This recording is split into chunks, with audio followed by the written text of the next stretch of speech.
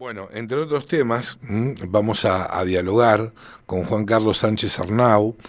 Él es economista y diplomático. Bienvenido, Juan Carlos. ¿Cómo te va? Silvio Sacomani te saluda. Buenas tardes, Silvio. ¿Cómo están? Placer enorme escucharte. Por favor.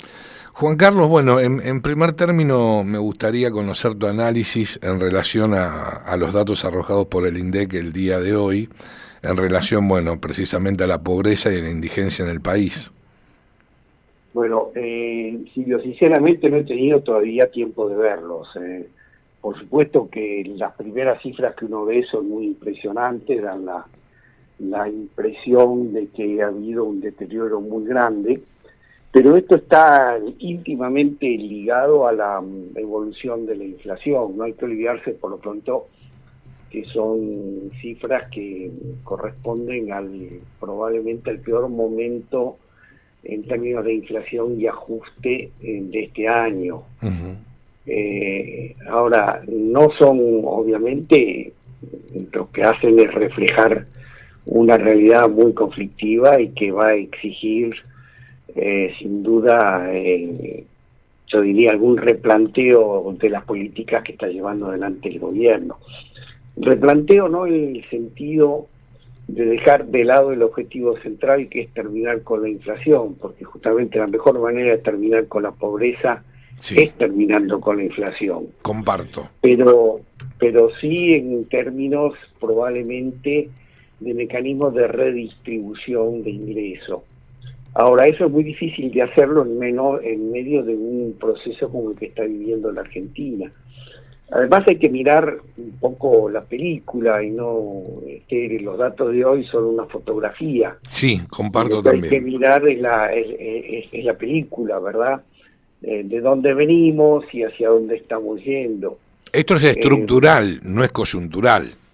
Bueno, acá vamos a ver, vamos a poner las cosas así, Silvio, las dos cosas. Acá yo diría que hay tres niveles de pobreza. Bien. Hay una pobreza realmente estructural, muy afianzada, muy difícil de eliminar y de combatir, porque tiene que ver con conductas de generaciones, de gente que nunca ha trabajado, Uh-huh. que no ha visto trabajar a sus padres, que ha vivido siempre de los subsidios del Estado, del clientelismo de la política, o que en el mejor de los casos ha podido sobrevivir gracias a una changa. Ese conjunto de gente constituye un problema, son los grandes perdedores que hay en cualquier sociedad, a los cuales hay que tratar de... Había un sociólogo norteamericano que decía que una sociedad exitosa es aquella que tiene la capacidad de darle un lugar aceptable a los perdedores. Uh-huh. Eso es muy difícil de lograr en cualquier sociedad y mucho más en una sociedad empobrecida como la nuestra. Ese es el primer núcleo duro de la pobreza, el más difícil de combatir. Después tenemos un segundo núcleo, que es la pobreza fruto de las grandes distorsiones laborales que tiene el país. Es decir, de aquella gente que tiene que vivir, yo te diría, del día a día, porque no tiene acceso al mercado laboral formal.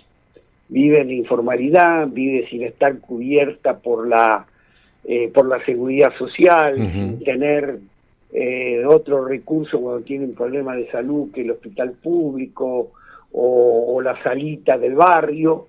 Es decir, ese conjunto de gente que es muy importante hoy en la Argentina en términos numéricos, esa gente puede conocer una mejora muy importante de sus condiciones de vida en la medida en que tengamos la capacidad de transferir buena parte del empleo hacia el mundo hacia el mundo de lo formal, en que se pueda ir terminando con la formalidad, con la informalidad. Sí. Y en ese sentido es muy importante lo que acaba de hacer el gobierno reglamentando el capítulo laboral de la ley base. De la ley base, sí. Que incluye una serie de temas en los cuales estuvimos trabajando en los 2 últimos años muy activamente, en el momento en que teníamos en pie el grupo de trabajo sobre empleo y temas laborales de Juntos por el Cambio.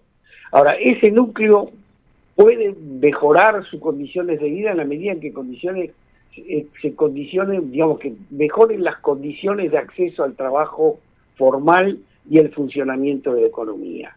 Y después hay un tercer grupo, que es probablemente el que está impactando más en estos números que estamos viendo, y te digo, hago este comentario sin haber visto todavía los números. Mira, te digo, la pobreza, perdóname que te interrumpa, sí, es del 52.9%. ¿Sí? Sí, y la indigencia está arriba del 20. No, 18.1 dio. 18.1, bueno, pero bueno.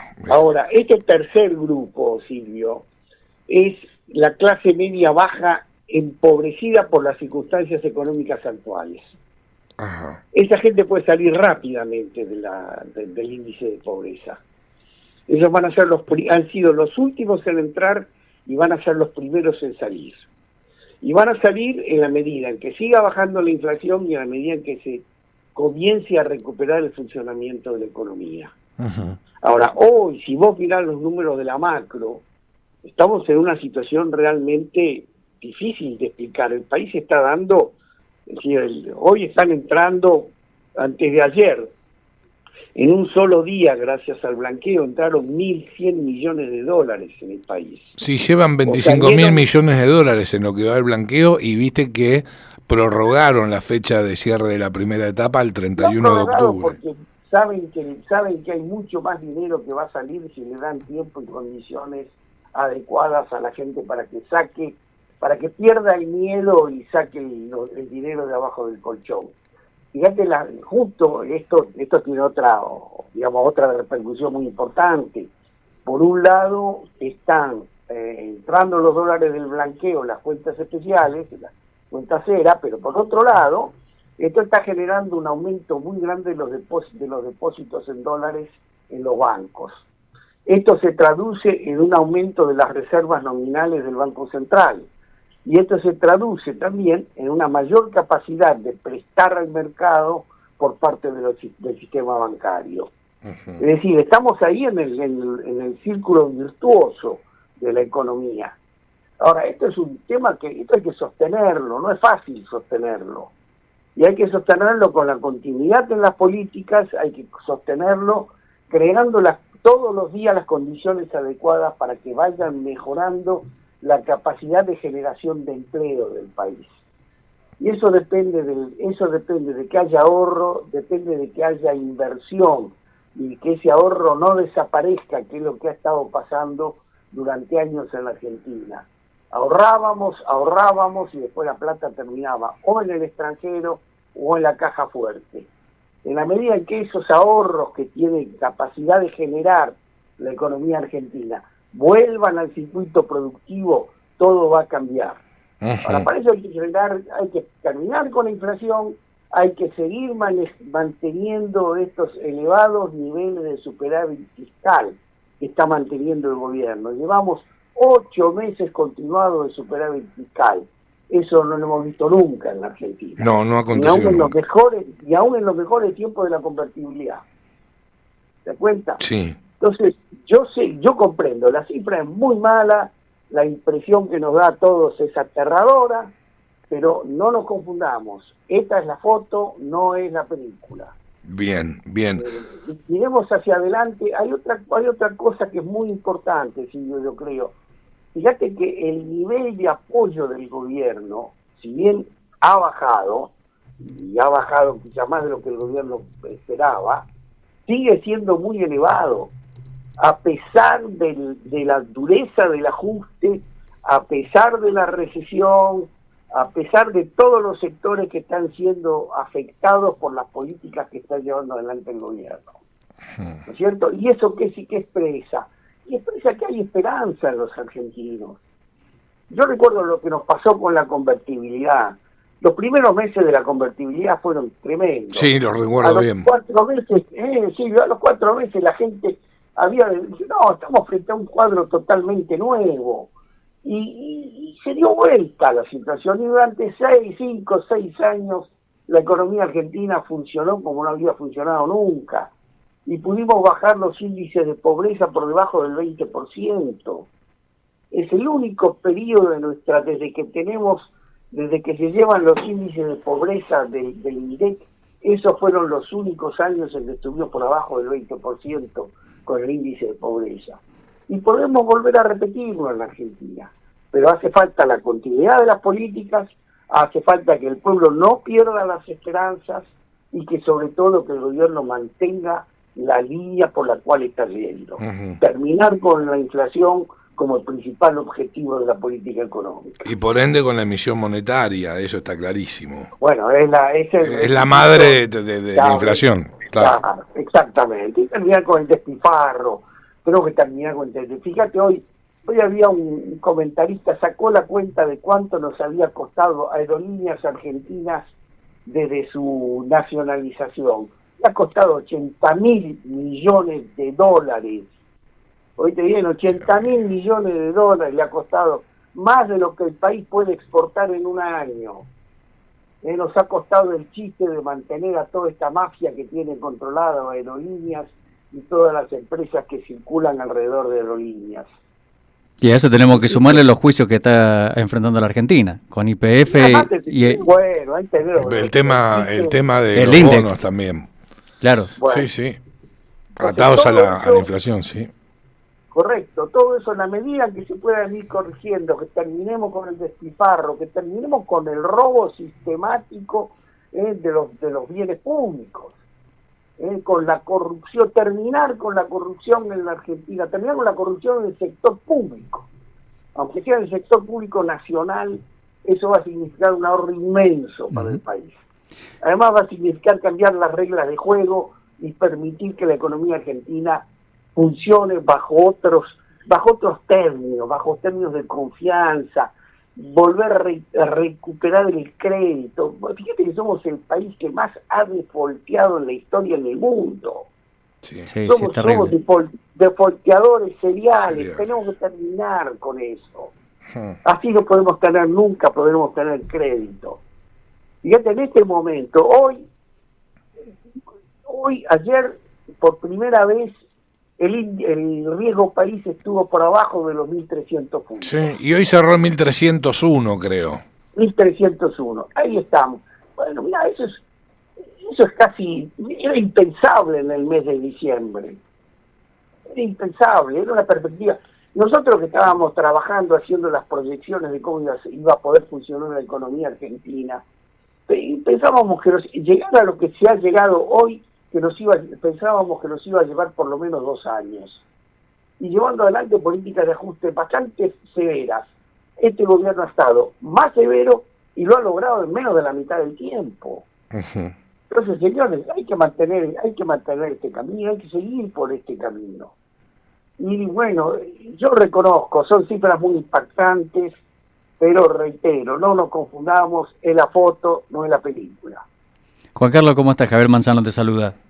Oh, Javier, ¿qué tal? Bien, bien. Ahora, hace un ratito mencionaba, que este gobierno lleva 8 meses de superávit, ¿no? ¿Cuál sería el punto óptimo, ¿no?, como para trabajar ya directamente en la baja de la pobreza? Ya llevamos 8 meses de superávit fiscal. ¿Cuál sería por ahí el punto óptimo como para poder empezar a trabajar directamente con eso, sin obviamente perder de foco el resto? Bueno, el secreto, ya nosotros yo llevo muchos años estudiando el tema de la pobreza en Argentina. Hay una fuerte correlación entre el índice de pobreza y un índice combinado de la desocupación abierta más la subocupación demandante. Sí. La subocupación demandante incluye a todas aquellas personas que trabajan menos de 35 horas por semana y que están buscando trabajo y no lo encuentran. Sí. Si vos vas la subocupación demandante más la desocupación abierta, te da un índice que es probablemente el índice real de desocupación de la Argentina, que está en torno hoy al 12-13%. Si se puede, para poder modificar esa cifra, vos necesitas mantener una tasa de inflación, de inversión, que esté arriba del 18%. Es decir, que pueda haber creación neta de empleo. Si llegamos a ese punto, yo te digo que se puede dar vuelta a la situación dentro de un plazo relativamente razonable. Ahora, la condición es esa. Sí. Si no logramos eso, va a ser muy difícil poder salir de la pobreza. Por lo menos del segundo nivel de pobreza que te señalaba antes. Claro, sí, por sí. supuesto. Del primero vamos a salir muy rápidamente. Del segundo va a ser más difícil. Y el tercero es un problema estructural que va a llevar mucho tiempo. Seguro, seguro. Ahora, cuando te referís al nivel de inversiones, estimo que tenés en mente lo que tiene que ver con el RIGI y a su vez con la eliminación del cepo, ¿no es cierto? Bueno, la eliminación del cepo a mí no me preocupa. Vamos a poner las cosas en su lugar. A ver, ayúdame a entender. Ojalá se pueda eliminar muy pronto. Pero mantener el cepo hoy es casi, yo te diría, pensar en que se puede sacar el cepo no es realista. Para poder sacar el cepo hay que tener un banco central ya muy consolidado, con un nivel de reservas líquidas muy elevado, para poder hacer frente a cualquier contingencia. Y eso todavía no lo tenemos. El RIGI va a generar fuertes corrientes de inversión muy importantes en términos, digamos, de ingresos de capitales y de generación de actividad económica, pero no va a generar empleo en el corto plazo. Uh-huh. Es decir, porque ¿a dónde va a ir el RIGI? El RIGI va a ir primero a los sectores, yo diría, meramente extractivos, al petróleo, al gas, a la minería, a los muy grandes proyectos. Puede ser que con suerte también encontremos algunos proyectos de la segunda parte del RIGI que estén dedicados a exportación, que requieren por lo menos un nivel de inversión de $1.000 millones en un plazo bastante corto, o en proyectos más limitados del capítulo de hasta $200 millones. Ahí sí puede haber algunas posibilidades de generación de empleo en plazos relativamente razonables. Pero el grueso del impacto del RIGI sobre el empleo va a ser lento. Va a ir esencialmente a empleos muy calificados, como los del sector hidrocarburífero o los del sector minero. Y ahí no se va a reflejar necesariamente, se van a reflejar sí en niveles muy importantes de ingresos de capitales y de inversión, pero no necesariamente de creación de empleo. Uh-huh. La creación de empleo va a venir por otro lado. ¿Por La dónde? creación de empleo, sí, perdón, te escucho. Sí, no, ¿por dónde, Juan Carlos? La creación de empleo va a venir por la recreación de condiciones normales de funcionamiento de la economía, cuando todos los precios relativos estén estabilizados. Va a venir cuando empiece a funcionar, si el sector agropecuario, que es uno de los grandes motores de la economía argentina, tiene un par de años buenos, esos tienen un efecto de derrame muy grande en el interior del país. Vos tenés una cantidad, no solo las industrias agroalimentarias, sino que tenés todo el sector productivo vinculado al agro, que es muy importante en la Argentina. La fabricación de tractores, de maquinaria agrícola, de repuestos, todo lo que tiene que ver con los servicios que se prestan en el medio agrícola. Todo lo que gira en torno a los contratistas, a los arrendatarios y a toda esta gente que hace mover esa parte de la economía que es el 60% de nuestras exportaciones y es probablemente algo más de un cuarto de nuestro Producto Bruto. Uh-huh. Ese es el primer sector que puede hacer un aporte muy grande. El otro es el sector manufacturero. El sector manufacturero, el RIGI, puede traer algún aporte, por ejemplo, en industrias como la automotriz. Ahí sí puede haber generación de empleo en plazos, digamos, no muy prolongados. Y el resto es el funcionamiento de la economía, el recuperar que en lugar de 50 o el 60% de la capacidad instalada, se pase a utilizar el 60 o el 70. Y eso es un salto enorme en términos de recuperación de empleo. Y es algo que se puede lograr muy rápidamente si logramos las condiciones de estabilidad. Fíjate, el mes pasado, sobre 14 índices de actividad económica, 11 ya daban positivos. Si esto se mantiene hacia adelante, uh-huh, bueno, nosotros podemos empezar a ver una recuperación. Vamos a terminar el año con una caída del producto del 3, entre el 3 y el 3,5.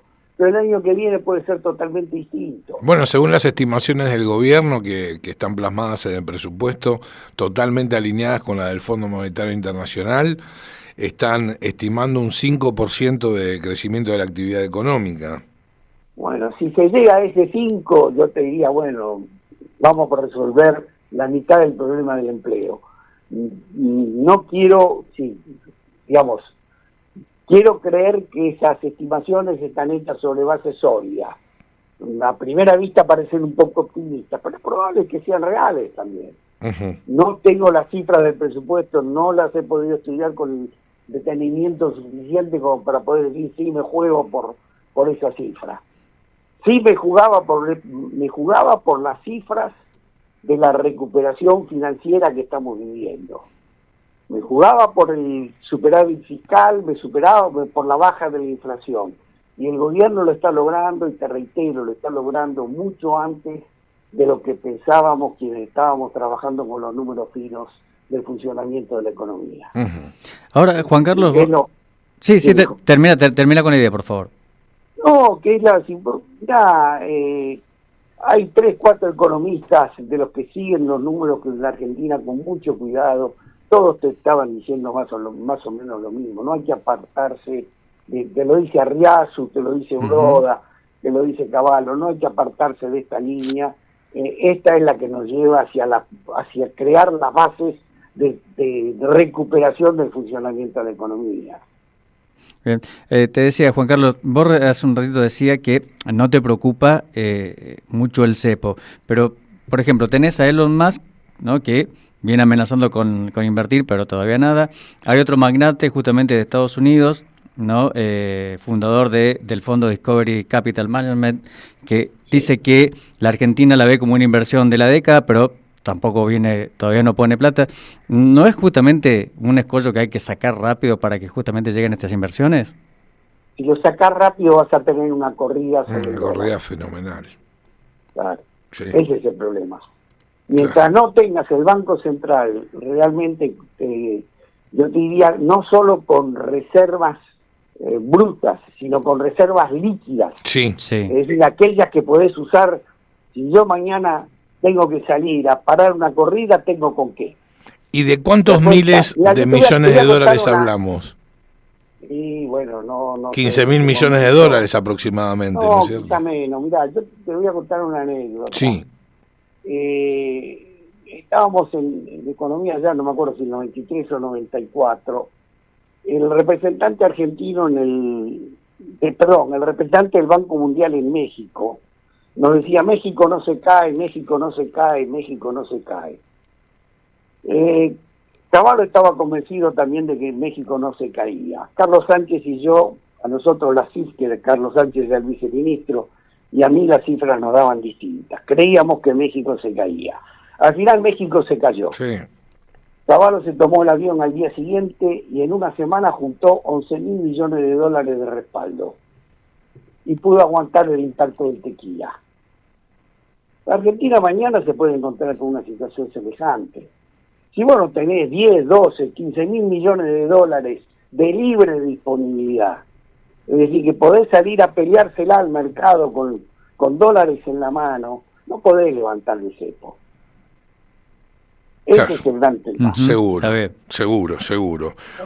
Juan Carlos, te agradecemos. Ahora, sí. Esto hay que ir desarmándolo de a poco. Y el gobierno lo está desarmando. Bueno, lo está haciendo, sí, porque el cepo no es, digamos, no está conformado por una regulación, está conformado por miles de y claro. Ya, creo que ya han retirado 150 regulaciones aproximadamente que tienen que ver con el cepo. Es probable, y Sturzenegger está haciendo una maravilla en esa materia. Sí, totalmente de acuerdo.